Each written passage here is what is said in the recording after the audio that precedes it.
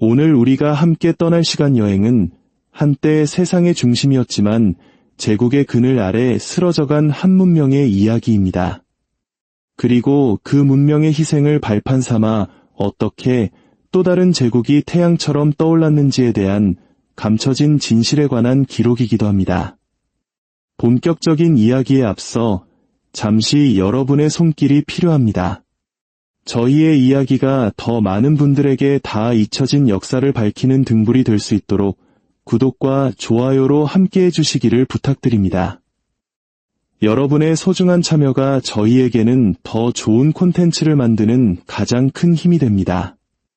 이 영상을 보시는 모든 분들의 삶에 평안과 은총이 가득하기를 기원하며 이제 시작하겠습니다. 대영 제국의 공장 연기가 유럽의 하늘을 뒤덮기 훨씬 이전 세상에는 인도가 있었습니다.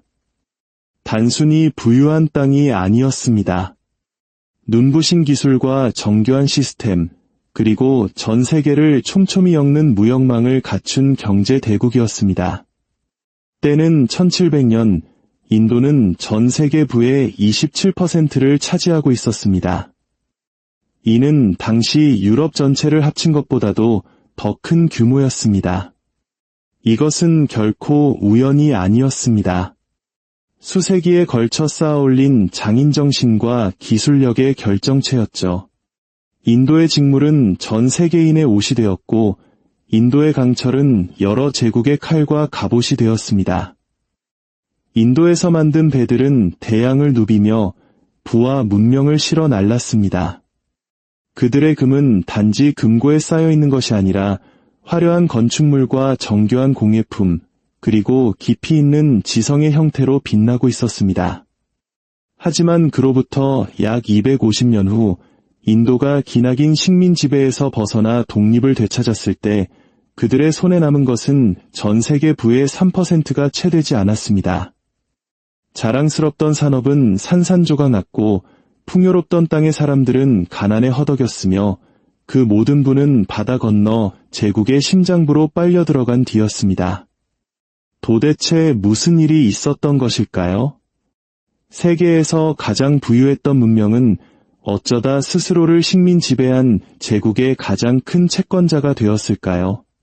그리고 인도는 어떻게 자신도 모르는 사이에 대영 제국의 부를 건설하게 된 것일까요? 식민지 이전의 인도는 그저 부유하기만 한 것이 아니라 고도로 조직화된 경제 시스템을 갖추고 있었습니다. 구자라트에서 벵골에 이르기까지 상인과 직공, 조선공들은 거대한 네트워크를 이루며 마치 하나의 오케스트라처럼 움직였습니다. 그들이 만들어낸 상품들은 너무나 정교하고 아름다워서 그 자체가 화폐처럼 통용될 정도였습니다. 그 중에서도 가장 빛나는 보석은 바로 직물 산업이었습니다. 18세기 중반, 인도는 전 세계 직물 시장의 25%를 장악했습니다. 특히 벵골 지역의 머슬린이라는 직물은 너무나도 가볍고 투명해서 바람으로 짠 옷감이라 불렸습니다. 구자라트의 면화, 안드라의 나염 기술 등 아라비아에서 암스테르담에 이르는 모든 항구는 인도의 직물을 손에 넣기 위해 치열한 경쟁을 벌였습니다. 그들은 단순히 손재주 좋은 장인들이 아니었습니다. 공급망이라는 단어가 존재하기도 수세기 전부터 대륙을 횡단하는 공급망을 운영했던 글로벌 기업가들이었습니다. 직물뿐만이 아니었습니다. 인도의 조선 기술은 세계 최고 수준이었습니다. 다카, 수라트 같은 항구 도시의 조선소에서는 한 번에 500톤의 화물을 실어 나를 수 있는 거대한 상선들이 쉴 새 없이 건조되었습니다. 벵골 상선단이 보유한 배만 해도 5,000척에 달했으며 그 배들은 우아하고 견고하기로 명성이 자자했습니다. 당시 영국인 관찰자들조차 인도의 배가 자신들의 배보다 2배는 더 오래 버틴다고 인정할 정도였습니다. 그리고 강철이 있었습니다. 세필드나 맨체스터가 산업의 중심으로 떠오르기 훨씬 전부터 인도의 대장장이들은 우츠 강철이라는 도가니강을 수출하고 있었습니다. 바로 전설적인 다마스쿠스 검의 원재료입니다. 인도에서 만들어진 모든 칼날은 명예처럼 단단하고 유리처럼 아름다운 예술 작품이었습니다. 이처럼 인도는 개발을 기다리는 미개한 땅이 아니었습니다. 이미 전 세계가 의존하고 있던 고도의 문명이었습니다. 하지만 18세기 동인도 회사가 등장하며 모든 것이 바뀌기 시작했습니다. 그들은 단순한 무역상이 아니었습니다. 무역을 명분으로 영토를 정복하는 침략자였습니다. 인도에 처음 발을 디딘 영국은 미개발된 땅이 아닌 강력한 경쟁자를 마주했습니다. 그리고 그들은 결심했습니다. 경쟁자는 반드시 죽여야 한다고. 이 이야기는 우리 한국인들에게는 결코 낯설지 않습니다. 일제강점기 시절 우리 민족이 겪었던 수탈의 역사와 너무나도 닮아있기 때문입니다. 그들이 어떻게 인도의 경제를 무너뜨렸는지 살펴보면 우리는 역사가 어떻게 반복되는지를 똑똑히 목격하게 될 것입니다. 첫째, 그들은 인도의 수출 시장을 파괴했습니다. 무력과 뇌물, 그리고 불평등한 법률을 동원하여 인도 상품을 독점적으로 구매할 권리를 스스로에게 부여했습니다. 인도의 직공들은 더 이상 페르시아나 아라비아 혹은 다른 유럽 국가에 자유롭게 물건을 팔 수 없게 되었습니다. 오직 동인도 회사가 정해주는 헐값에 넘겨야만 했습니다. 둘째, 그들은 화폐의 흐름을 바꾸었습니다. 영국은 인도 상품을 구매할 때 더 이상 은이나 금으로 대가를 지불하지 않았습니다. 대신 인도인들에게서 거둬들인 세금으로 인도 물건을 사들였습니다.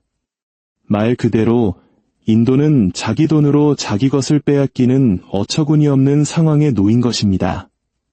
경제는 질식했고 가격은 폭락했습니다. 한때 풍요롭게 살던 장인들은 순식간에 빚더미에 올라앉고 굶주림에 시달리게 되었습니다. 그것으로도 부족하자 영국의 제조업자들은 더 노골적인 파괴를 자행했습니다. 품질로 인도 직무를 이길 수 없었던 그들은 경쟁 자체를 없애버리기로 했습니다. 동인도 회사의 군인들은 직조기를 부수고 직공들의 엄지손가락을 잘라 다시는 옷감을 짜지 못하도록 만들었습니다. 그리고 이 무역 시스템이 재건될 수 없도록 런던은 영국으로 수입되는 인도 직물의 80%에 달하는 살인적인 관세를 부과했습니다. 완벽한 함정이었습니다. 인도는 밖으로 팔 수도 안에서 경쟁할 수도 없게 된 것입니다. 한때 세계 최고의 완제품 수출국이었던 인도는 이제 영국의 공장에 공급할 목화솜이나 생산하는 원자재 공급기지로 전락했습니다. 반면 영국 공장에서 만들어진 옷감은 10배나 비싼 가격에 인도로 역수출되었습니다. 당시 한 영국 관리는 이렇게 노골적으로 말했습니다. 우리는 영국 상품의 판로를 위해 인도를 정복했다.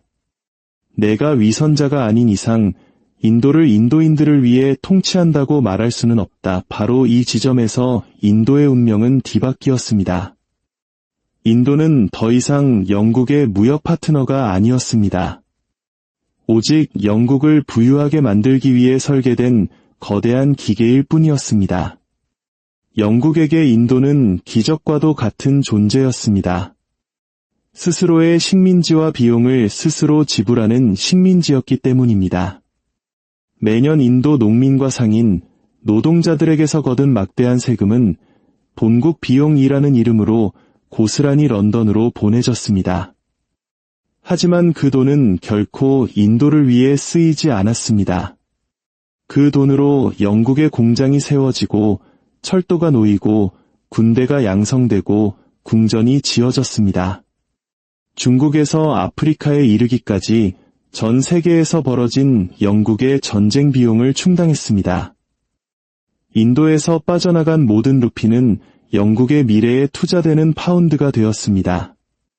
현대 경제학자들은 200년 동안 영국이 인도에서 빼내간 부의 가치를 현재 기준으로 약 43조 달러, 우리 돈으로 무려 5경 원이 넘는다고 추산합니다.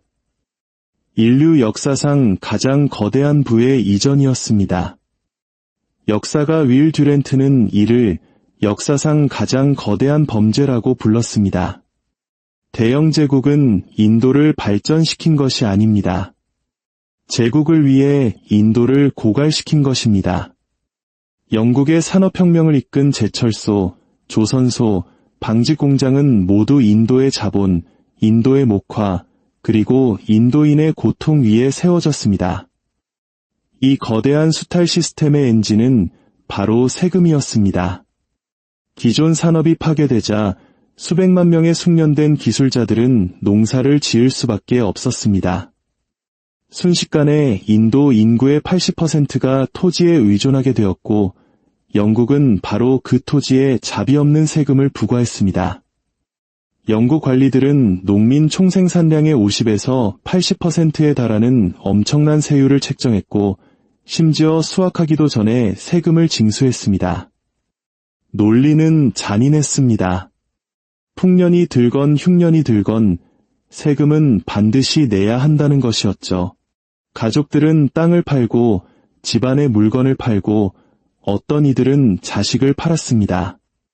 그리고 더 이상 낼 수 없게 되면 영국은 그들의 땅을 빼앗았습니다. 인도 역사상 처음으로 수백만 명의 토지 없는 소작농이 생겨난 순간입니다.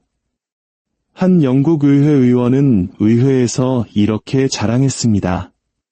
인도인들은 한계까지 세금을 냈습니다. 우리가 얼마나 세수를 늘렸는지는 항상 우리의 자랑거리였습니다. 19세기 말 인도는 대영 제국의 가장 큰 수입원이자 가장 큰 수출 시장이며 가장 값싼 노동력 공급처가 되었습니다. 하지만 인도에서 거친 세금은 인도에 머물지 않았습니다. 그 돈은 바다를 건너 멀리 떨어진 제국에 자금을 대고 그 돈을 벌어들인 땅은 굶주림에 죽어가고 있었습니다. 그들은 진보를 가져왔다고 말합니다. 철도, 현대적 통치, 법률을 선물했다고 주장합니다. 하지만 그들이 진정으로 건설한 것은 인도를 발전시키기 위한 시스템이 아니었습니다. 인도를 이전보다 더 효율적으로 빨아먹기 위해 설계된 거대한 파이프라인이었습니다. 영국이 인도에 철도를 놓아주었다. 아마 한 번쯤은 들어보셨을 겁니다. 교과서에서, 영화에서, 그리고 수많은 논쟁에서 반복되는 제국의 가장 오래된 변명입니다. 하지만 그 신화의 껍질을 벗겨내 봅시다. 그들이 준 것은 자선이 아니었습니다. 철저한 비즈니스 계약이었습니다. 영국이 인도에 철도를 건설할 때 그들은 런던의 국고에서 돈을 가져오지 않았습니다. 인도의 세금으로 건설했습니다. 영국 투자자들은 인도 세입에서 지급되는 연 5%의 수익률을 보장받았습니다. 만약 철도 운영 수익이 그에 미치지 못하면 부족분은 고스란히 인도 납세자들이 메꿔야 했습니다. 게다가 인도에서 1마일의 철도를 놓는 비용은 18,000달러로 당시 미국보다 9배나 더 비쌌습니다. 왜였을까요? 못 하나, 레일 한 조각, 기관차 한 대까지 모두 영국에서 수입해왔기 때문입니다.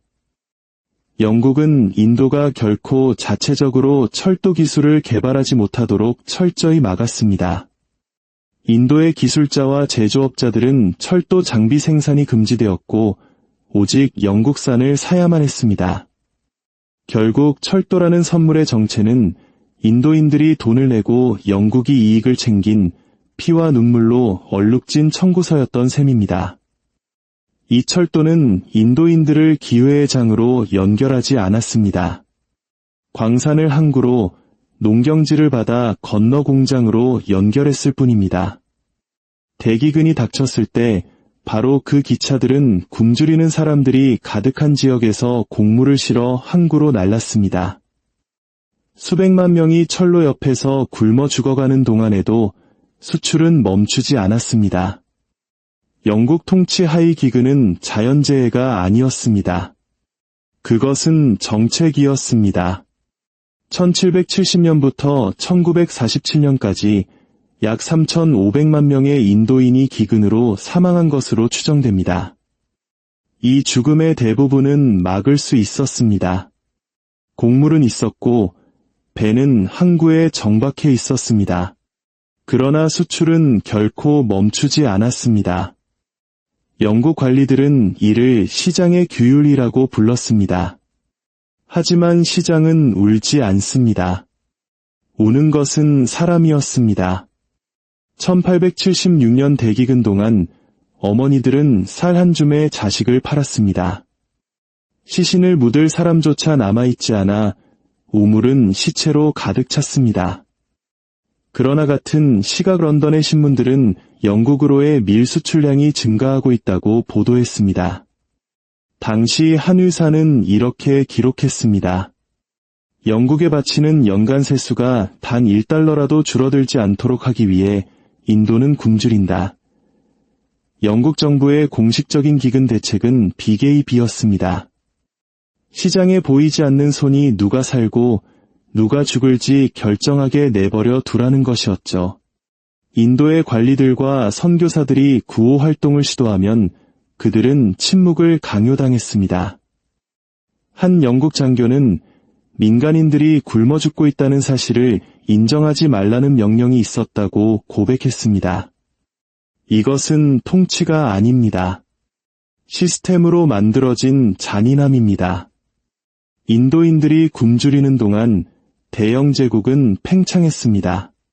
그들의 배는 아프리카를 정복했고 군대는 중국을 행진했으며 제국의 영토는 역사상 그 어떤 나라보다 커졌습니다. 하지만 그 모든 비용을 인도가 지불했다는 사실을 아는 사람은 거의 없었습니다. 인도의 세금은 아시아와 아프리카 전역의 영국 군인들에게 자금을 댔습니다. 인도의 세입은 런던의 전쟁, 운하 건설, 심지어 의회 경비까지 충당했습니다. 바다 건너에서 거둔 모든 영국의 승리에는 인도 돈에 보이지 않는 서명이 새겨져 있었습니다. 그들은 불을 빼앗아 가는 것을 숨기지 않았습니다. 오히려 그것을 완벽하게 만들었습니다. 인도는 단지 제국의 보석이 아니었습니다. 제국의 엔진이었습니다. 경제적으로, 군사적으로, 산업적으로 영국의 부상을 이끌었습니다. 그리고 제국이 정점에 달했을 때 인도는 껍데기만 남았습니다. 다른 누군가의 영광을 위해 뼈까지 발라먹힌 경제의 잔해만이 남았습니다. 자, 이제 숫자를 통해 이 역사를 다시 한번 확인해 보겠습니다. 숫자는 거짓말을 하지 않습니다.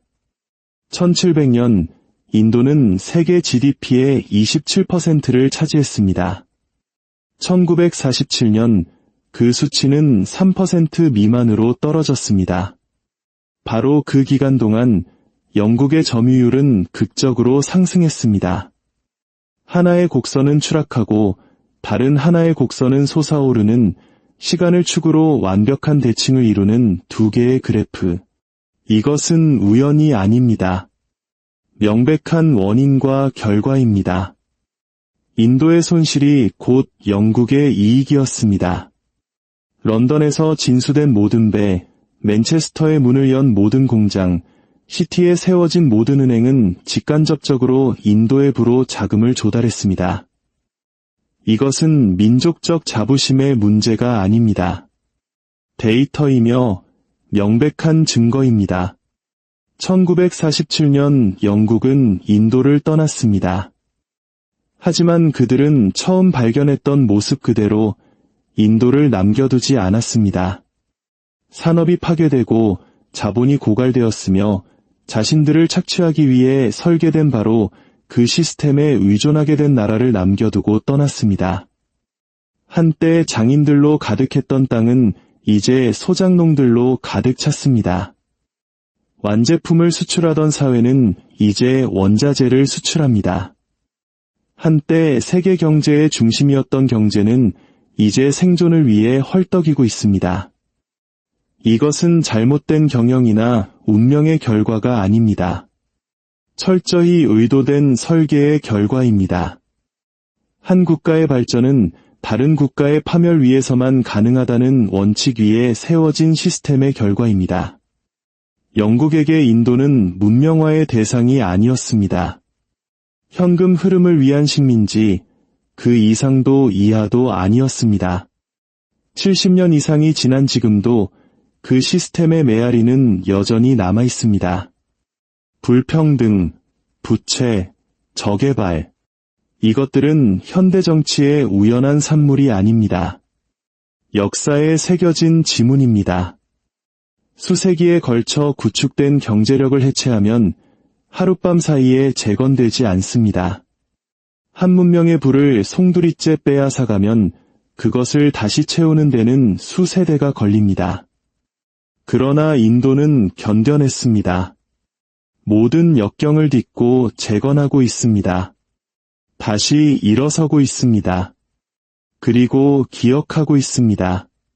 그 기억 속에는 제국보다 훨씬 더 위대한 것, 바로 이해가 담겨 있습니다. 역사는 단순히 누가 누구를 지배했는지에 대한 이야기가 아니라 누가 그 비용을 지불했는지에 대한 이야기라는 이해 말입니다. 대영 제국의 부는 자국의 광산에서 나온 금이나 자국의 토양에서 나온 발명품으로 만들어진 것이 아닙니다. 그것은 인도의 경제를 돌멩이 하나하나 루피 한 푼 한 푼 깎아내어 만든 기반 위에 세워졌습니다. 그러니 누군가 영국이 현대 인도를 건설했다고 말한다면 이 진실을 기억하십시오. 인도가 현대 영국을 건설했습니다. 지난 2세기 동안 대영 제국은 하나의 단순한 방정식 위에서 번성했습니다. 인도의 가난은 곧 영국의 번영이라는 방정식. 숫자가 그 이야기를 증명하고 증거는 역사의 현장에 뚜렷이 남아 있습니다. 인도가 영국의 부를 만들었고 이제 마침내 세상이 그 진실을 알아가고 있습니다.